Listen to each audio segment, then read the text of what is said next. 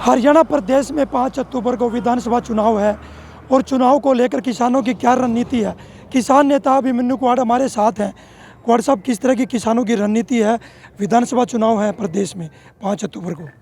देखो, हमारी तो रणनीति 2020-21 से ही बनी हुई है और उसी रणनीति के साथ हम बड़े ज़ोरदार तरीके से ग्राउंड पे काम कर रहे हैं। मात्र पिछले 1 साल की बात करी जाए तो 1 अगस्त 2023 से लेके आज तक हमारे कम से कम 1000 गाँव में हमारी पंचायतें हो चुकी हैं। हमारी गोहाना में जिला सदर की बड़ी पंचायत हुई, पानीपत में पंचायत हुई, हिसार में हुई, नारनौंद में हुई, कैथल में हुई और अब हमारी 15 सितंबर को रविवार के दिन जींद जिले के उचाना की नई अनाज मंडी में एक बहुत ही ऐतिहासिक और बड़ी राष्ट्रीय महापंचायत किसानों मजदूरों की होने जा रही है, जिसमें देश भर से हमारे किसान भाग लेंगे। अभी मेरी परसों ही सरदार जगजीत सिंह डल्लेवाल जी से भी बात हुई थी, तो उन्होंने कहा था कि हमारे पंजाब से भी अकेले उनके संगठन से 10,000 से भी ज़्यादा संख्या में किसान उस पंचायत में पहुंचेंगे। और जिस तरीके से अभी मेरे कल उचाना में ही कार्यक्रम थे, हमारे प्रचार कार्यक्रम जो चल रहा है, उचाना के जैसे कल थुआ गाँव में थे, छात्र गाँव में थे, करसिंधु में थे, कुचराना में थे, उससे पहले लितानी में, उदयपुर में थे, हम उचाना खुद गाँव में उचाना में थे, डोहाना खेड़ा में थे।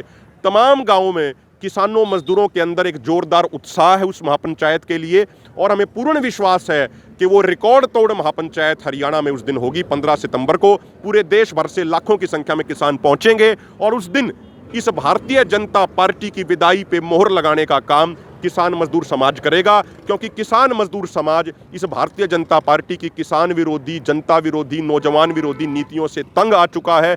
आप देखिए, चाहे अग्निवीर जैसी योजना हो या फिर किसानों की अगर हम बात करें, अभी OECD 36 देशों का एक संगठन है, उसकी रिपोर्ट आई थी कि 1 साल में 2022-23 में जिस MSP का वादा किसानों के साथ किया गया था, वो MSP किसानों को ना मिलने के कारण और अचानक से फसलों के इंपोर्ट एक्सपोर्ट संबंधित पॉलिसीज़ को चेंज करने के कारण किसानों को मात्र 1 साल में 14,78,000 करोड़ का नुकसान हुआ। वहीं दूसरी तरफ जो किसानों के ऊपर टोटल कर्जा है पूरे देश में, अगर एग्रो बेस्ड इंडस्ट्री का कर्जा छोड़ दें तो जो लेटेस्ट आंकड़ा है वो मात्र 16 लाख करोड़ का है। तो कॉरपोरेट घरानों के बड़े बड़े उनके कर्जे माफ कर दिए जाते हैं, NPA कर दिया जाता है, किसानों को कोई रियायत नहीं दी जाती। अभी हमारे प्रदेश के मुख्यमंत्री कह रहे थे कुछ दिन पहले, किसानों के दबाव में कह रहे थे। पहले तो माननीय मुख्यमंत्री जी किसानों को किसान ही नहीं मानते थे। मनोहर लाल खट्टर जी और नायाब सैनी जी हमें तो पहले आतंकवादी कहते थे, अलगाववादी कहते थे, नक्सलवादी कहते थे। चलो, कम से कम इतनी तो उनको बुद्धि परमात्मा ने दी, अब वो किसान कहने लग गए हैं। अब वो हमारे मुख्यमंत्री जी कहते हैं थानेसर रैली में कि किसान भाइयों, मैं 24 फसलों पे MSP देने का काम करूंगा। अरे माननीय मुख्यमंत्री जी, CACP MSP तो 23 फसलों का घोषित करती है, आप कह रहे हो हम 24 का दे देंगे। तो कुल मिला के सरकार बहुत दबाव में। और एक बड़ी महत्वपूर्ण बात मैं आपको बताऊं, अभी सरकार ने कहा हम सूखे के कारण प्रति एकड़ 2,000 रुपया देंगे। वो कोई 2-4% किसानों को अब तक मिला है, नहीं तो हम पूछ रहे हैं कहीं जाके, कहीं नहीं मिला। उसमें भी खेल क्या किया जा रहा है, जो प्रधानमंत्री फसल बीमा योजना जब वो शुरुआत में आई थी तो उसमें एक नियम था कि भाई जिसने KCC बनवा रखा होगा उसका ऑटोमेटिक प्रीमियम कट जाएगा। अभी 2-3 साल पहले जब हमने आवाज़ उठाई तमाम संगठनों ने, तो रूल बना दिया गया था किसान को बैंक में लिख के देनी है कि भाई मेरा KCC बना हुआ है लेकिन मैं प्रीमियम नहीं कटाना चाहता, तो उनका प्रीमियम कटना बंद हो गया था। लेकिन अब की बार जिन किसानों ने बैंक में लिख के दिया हुआ था उनका भी प्रीमियम धड़ल्ले से काटा जा रहा है। तो कुल मिला के 3-3, 4-4 हज़ार रुपया किसान की जेब से निकाल लिए, 2-4% किसानों को वो 2,000 रुपये दूसरी तरफ से सूखे के नाम पे दे देंगे। ये पूरा जो लूट तंत्र भारतीय जनता पार्टी ने चला रखा है, इस लूट तंत्र पे लगाम लगाने का कार्य प्रदेश का किसान मजदूर अब की बार करेगा। और 15 सितंबर को आप देखना ऐतिहासिक रैली होगी। उस रैली में कौन कौन देश भर के किसान नेता पहुंच रहे हैं? देखिए, 13 फरवरी से जो हमारा आंदोलन चल रहा है उसमें SKM नॉन पॉलिटिकल और किसान मजदूर मोर्चा, जो दोनों संगठनों के देश भर के 150 से अधिक संगठन शामिल हैं, 150 से अधिक संगठनों के किसान नेता पहुंचेंगे। कर्नाटका से, तमिलनाडु से हमें कंफर्मेशन मिल चुकी है। कर्नाटका से कुरबुरु शांता कुमार, तमिलनाडु से PR पांडेयन जी, जो बहुत बड़े नेता हैं साउथ के। हमारे पंजाब से सरदार जगजीत सिंह डल्लेवाल जी, बलदेव सिरसा जी, श्रवण सिंह पंधेर जी। हमारे हरियाणा के जो तमाम 10-11 संगठन जो इस आंदोलन में पहले दिन से जुड़े हुए हैं, वो तमाम संगठनों के नेता आएंगे और बड़ी मजबूती से वहाँ पे मजबूत निर्णय लेंगे। और ये मैं आपको आश्वस्त कर दूं कि जो जो ज्यादती हमारे ऊपर करी गई है, चाहे वो लखीमपुर खीरी में हमारे 4 किसानों और एक पत्रकार भाई को गाड़ियों के नीचे कुचलने की जो घटना करी गई हो, चाहे इस आंदोलन में शुभकरण सिंह को गोली मार के शहीद किया गया हो, पंजाब हरियाणा के 433 किसानों को पुलिस द्वारा घायल किया गया हो, इंजेक्टर मोर्टार जैसे घातक हथियारों का इस्तेमाल किया गया हो, किसानों के ऊपर SLR से फायर करे गए हों, उन तमाम ज्यादतियों का, तमाम अत्याचारों का ब्याज समेत हिसाब किताब करने का काम हरियाणा का किसान और मजदूर और छोटा व्यापारी करेगा। जिस तरह से अभिमन्यु कुमार लोकसभा चुनाव में आप बीजेपी सरकार के खिलाफ प्रचार कर रही थी, क्या आप भी वो प्रचार विधानसभा चुनाव में बीजेपी के खिलाफ जारी रहेगा? देखो, ये हमारे जितने भी किसान साथी बैठे हैं इनको सबको पता है कि सोनीपत में हमने 9 तारीख को तमाम गांवों की मीटिंग करी थी और तमाम टीमें बना के हमने अपना पर्चा ले लेके बीजेपी ने पिछले 10 साल में क्या क्या गलत कार्य किया वो पर्चे ले लेके जा रहे हैं। वो कैंपेन पूरे सोनीपत में भी चल रहा है। मैं खुद भी कुछ कार्यक्रमों में कुछ गाँवों में गया हूँ, पानीपत के भी कई गाँवों में हम गए हैं। मैंने जैसे बताया, अभी 3 दिन हमारे जींद जिले के उचाना हल्के में हमारे कार्यक्रम थे, वहाँ 20 से 22 गाँवों में हमारी जनसभाएँ हुई। हमने लोगों को बताया, हमने जैसे 2-3 दिन पहले डोहाना खेड़ा से शुरू किया, उसके बाद द्रोड़ी खेड़ा में आए, उसके बाद हम आगे अपने गाँव में गए।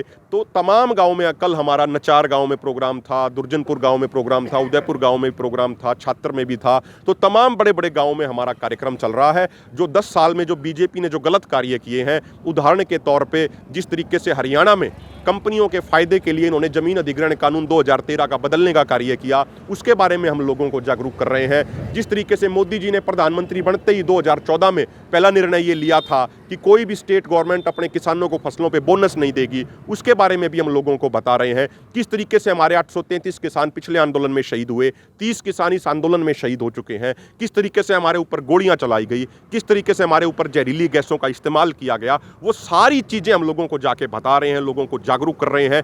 किस तरीके से जनवरी, बीजेपी के नेता तो कहते हैं कि कांग्रेस के राज में 2-2, 3-3 रुपए के चेक मिलते थे, हमने तो उनसे अच्छा करके दिया, किसानों का भला किया। मैं एक बात कह रहा हूं, 2006 में जब स्वामीनाथन आयोग की रिपोर्ट आई थी, 2014 तक कांग्रेस की सरकार थी, उन्होंने उस रिपोर्ट को लागू नहीं किया, तो उसके कारण जो किसानों में नाराजगी हुई, किसानों ने उस आधार पर 2014 में कांग्रेस को सत्ता से बाहर कर दिया था। माननीय मोदी जी तो ये कह रहे थे, भाई मुझे मौका दो, मैं लागू करूंगा। ये मोदी जी के शब्द है ना। 2011 में मोदी जी ने मुख्यमंत्री के पद पर रहते हुए कहा था कि भाई मैं प्रधानमंत्री बनूंगा जब मैं एमएसपी गारंटी कानून बनाऊंगा। उन्होंने डॉक्टर मनमोहन सिंह जी को चिट्ठी लिखी थी कि डॉक्टर साहब, खाली एमएसपी घोषित करने से कुछ नहीं होगा, एमएसपी गारंटी दीजिए। लेकिन 2014 से 2024 के बाद भी उन्होंने भी तो कुछ नहीं किया ना भाई। उन्होंने 2022-23 के मुकाबले इस साल मनरेगा का बजट 4,500 करोड़ रुपया कम कर दिया। तो जो भाई मजदूरी करके अपना परिवार पालते थे, 4,500 करोड़ रुपया बजट कम हो गया, वो क्या करेंगे? वो कैसे करेंगे? क्या कांग्रेस पर भरोसा है कि कांग्रेस आते ही एमएसपी लागू कर देगी या स्वामीनाथन की रिपोर्ट लागू कर देगी? हमारा किसी पार्टी पे भरोसा नहीं, हमारा भरोसा अपने भाईचारे के ऊपर है और भाईचारे और आंदोलन के भरोसे के तहत ही हम आगे चल रहे हैं। जहां तक बात कांग्रेस की है, 24 जुलाई को विपक्ष के नेता राहुल गांधी जी ने हमें मिलने का समय दिया था, पार्लियामेंट में उनसे जाके मिले थे। उन्होंने ये कहा था, जब हमने 3 मुद्दे रखे, एमएसपी गारंटी कानून का मुद्दा, जमीन अधिग्रहण का मुद्दा, मनरेगा का जो बजट घटाया जा रहा है उसका मुद्दा, उन्होंने ये कहा था कि भाई संसद के अंदर हम इस तरीके से पूरे विपक्षी पार्टियां आपकी आवाज़ उठाएंगी, किसानों को लगेगा कि हमारी आवाज़ उठाई गई है। और ये देश के इतिहास में पहली बार हुआ भी। 30 जुलाई को विपक्ष के नेता ने एक अच्छे तरीके से एमएसपी गारंटी कानून पे बात रखी। अब उनकी बात, उन्होंने कहा तो है कि भाई हम देश के किसानों से वादा करते हैं कि इसी संसद में एमएसपी गारंटी कानून बना के देंगे। अब उस वादे को वो समय आने पे पूरा करेंगे या नहीं करेंगे, वो तो स्वयं राहुल गांधी जी बता सकते हैं। बजरंग और विनेश ने कांग्रेस पार्टी को ज्वाइन कर लिया है। बजरंग को किसान मोर्चे का चेयरमैन बनाया गया, तो विनेश को चुनावी मैदान में उतार दिया जुलाना से। किस तरह देखते हो उसको? देखो, हर व्यक्ति का अपने जीवन में खुद का लक्ष्य होता है, हर व्यक्ति की अपनी खुद की मंजिल होती है। उस मंजिल, उस लक्ष्य को हासिल करने के लिए उनका खुद का विचार और रास्ता होता है और हर व्यक्ति अपना मंजिल, अपना रास्ता, अपना विचार तय करने के लिए स्वतंत्र है। तो विनेश और बजरंग ने भी अपनी समझ के अनुसार अपनी मंजिल, अपना रास्ता, अपना विचार तय किया है, तो वो उनको मुबारक है। हर व्यक्ति उस चीज़ के लिए स्वतंत्र है। हमारी तरफ से उनको अपनी अगली इनिंग्स के लिए, अगली पारी के लिए शुभकामनाएं हैं। और हम ये जरूर कहना चाहेंगे कि जब पहलवानों का आंदोलन था तो हमने अपनी नैतिक जिम्मेदारी, सामाजिक जिम्मेदारी समझते हुए तमाम भाईचारे ने उनका पूर्ण साथ दिया था और उस चीज़ पे हमें गर्व भी है। और दूसरी तरफ जब किसानों का जब आंदोलन हुआ तो विनेश फोगाट और बजरंग पुनिया ने भी अपनी जिम्मेदारी समझते हुए किसानों की आवाज़ को मजबूती से उठाया था। उस चीज़ के लिए हम किसान मजदूर समाज की तरफ से उनका धन्यवाद करते हैं। जुलाना से चुनाव लड़ रही है, क्या चुनाव प्रचार में पहुंचोगे आप उसके? देखो, मैं तो एक बात कह रहा हूँ, हमारे जैसे तो बहुत छोटे आदमी हैं। विनेश की खुद की बहुत बड़ी इमेज है, किसान नेता हो आप। हमारे से लाख गुना ज़्यादा उनकी बड़ी इमेज है। उनकी इमेज के सामने हमारी कोई हैसियत भी नहीं है, सच्चाई ये है। तो मुझे नहीं लगता कि हमारे जैसे छोटे कार्यकर्ताओं या सिपाहियों की कोई प्रचार के लिए उनको आवश्यकता पड़ेगी। उनको मुबारक है जो उन्होंने रास्ता अपने आगे के लिए चुना है। और मैं ये ज़रूर कह दूं कि हमारे जिस फोरम से, जिस संगठन से हम 14 साल से बंधे हुए हैं, हमारे फोरम का, हमारे मोर्चे का, हमारे संगठन का स्पष्ट नियम है कि ना तो हम किसी के लिए वोट मांगेंगे, ना हम किसी को राजनीतिक सपोर्ट देने की बात करेंगे।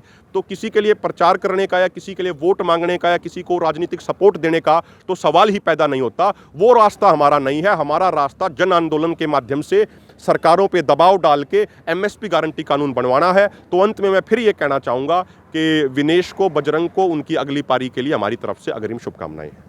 देखिए, हमारे साथ किसान नेता अभिमन्यु कुमार थे। इनका कहना कि 15 सितंबर को जींद में एक बड़ी महापंचायत हो रही है किसानों की, उसमें देश भर के किसान वहां पहुंचेंगे और सरकार के खिलाफ बिगुल बजाने का काम करेंगे। अगर ये वीडियो आपको पसंद आया है तो इसे लाइक ज़रूर करें।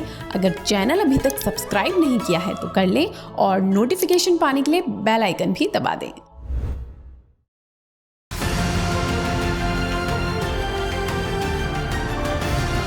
किसान तक खाना है तो उगाना है, किसान तक खाना है तो उगाना है, किसान तक खाना है तो उगाना है, किसान तक खाना है तो उगाना है, किसान तक खाना है तो उगाना है, किसान तक खाना है तो उगाना है।